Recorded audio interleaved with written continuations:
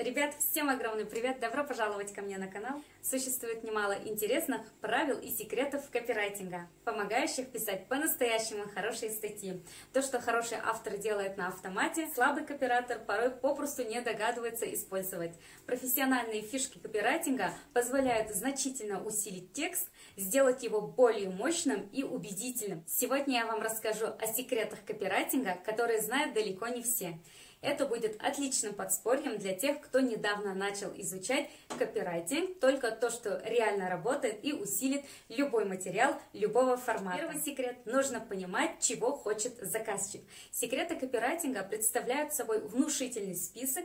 Самым первым в моем списке профессиональных советов будет именно правильное понимание того, в чем заключается роль копирайтера, в чем состоит его профессиональная задача и что требует заказчик от автора и его статьи. Копирайтер – это человек, решающий определенную задачу при помощи текста. К таким задачам может относиться реклама товара, освещение научного открытия, написание новостей, описание выгодной услуги и многое другое. По сути, главное при выполнении заказа по копирайтингу не просто написать грамотный текст по теме, хотя это также будет плюсом, а выполнить все задачи, предъявляемые вам как к исполнителю. Требования, кстати, всегда должны выполняться беспрекословно, будь то сроки и требования по стилю или объему. Это всегда обсуждается заранее, чтобы потом не возникало каких-либо недопониманий. Например, вам дан огромный список ключевых слов, указано количество точных и косвенных вхождений, строгие рамки для процента уникальности.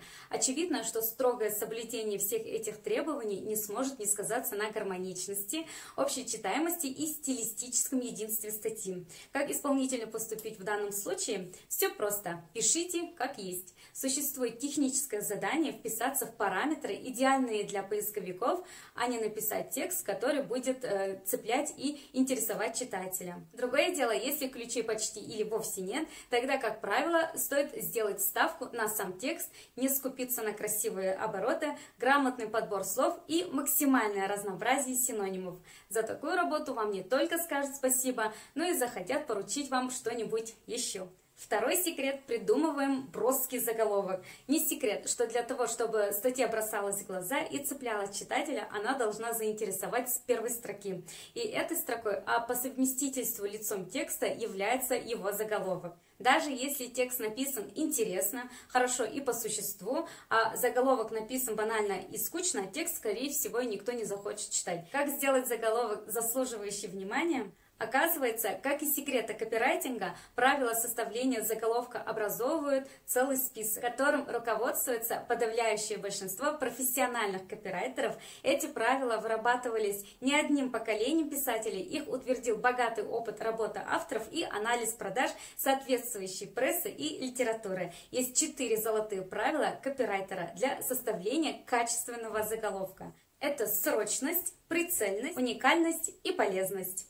Хороший заголовок должен интриговать, интересовать и обещать много выгоды и полезной информации. При этом особую ценность играет его лаконичность и небанальность. Срочность является неким катализатором реакции читающего. Здесь непременно должен содержаться намек на то, что если не прочитать текст прямо здесь и сейчас, можно лишиться возможности получить выгодное предложение или услугу, которая не входит в стандартный прайс. Прицельность добавляет заголовку смысловой целенаправленности, то есть, другими словами, здесь делается упор на какую-либо деталь, которая обязательно должна заинтриговать и заинтересовать. Уникальность говорит о том, что рекламируя услуги и товар имеет свойства, которых нет ни у одного конкурента. К примеру, это может быть уникальная фурнитура, использование новейших механизмов, рамы, которые не разрушаются 100 лет и тому подобное. А полезность сообщает читателю, что он взял газету, например, со статьей в руки не просто так. Это способно принести какую-либо пользу.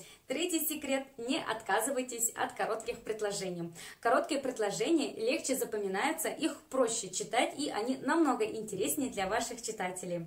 Писать короткие короткими предложениями действительно легко. Я не настаиваю на том, чтобы вообще избавиться от запятых. В конце концов, длинные фразы тоже имеют право на существование. И все-таки, чередуя длинные, средние и короткие предложения, вы можете сделать свой текст интересней.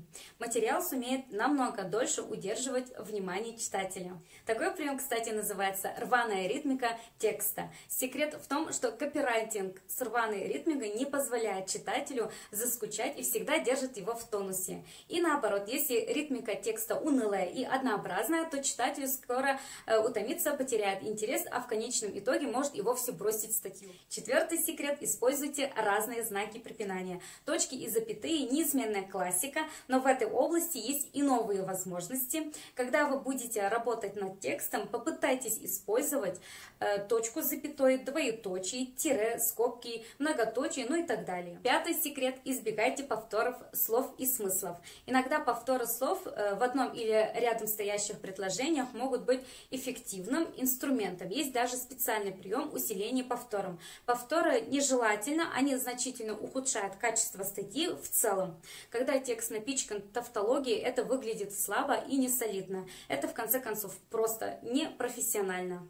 Шестой секрет – неудачи. Наши неудачи – наши лучшие уроки. Это то, что заставляет нас двигаться дальше, меняться, переосмысливать то, что мы делаем. Неудача – часть успеха. Стандартная формула: из 10 вещей, которые вы делаете хорошо, получится только одна. Есть два пути развития. Первый вариант – улучшать процент конвертации, то есть работать над собой, работать с аудиторией. И второй вариант – если ваш личный процент 10 к 1, а вы хотите из 7 успешных проектов, надо найти способ запустить 70 проектов, из которых 7 будет успешными. И никогда не ведите проекты последовательно, это провальный путь. Идите параллельными путями одновременно. Седьмой секрет – логически завершенные абзацы и разделы. Это самый простой секрет копирайтинга. Звучит он примерно так: следите за логической завершенностью абзацев и разделов, пишите так, чтобы читателю не приходилось раскрыть по тексту. Не заставляйте его догадываться, что вообще вы хотели сказать в новом абзаце. Про разделы и говорить тут нечего. Старайтесь вместить маленькие смыслы в завершенные абзацы, а большие логические смыслы в завершенные разделы. Следуйте этим секретам, и вы скоро увидите, как улучшится ваш стиль. У меня на этом все. Подписывайтесь на канал, чтобы не пропустить новые полезные видео. Ставьте лайки, если вам понравилось видео. Спасибо за ваше внимание. Скоро увидимся. Пока-пока.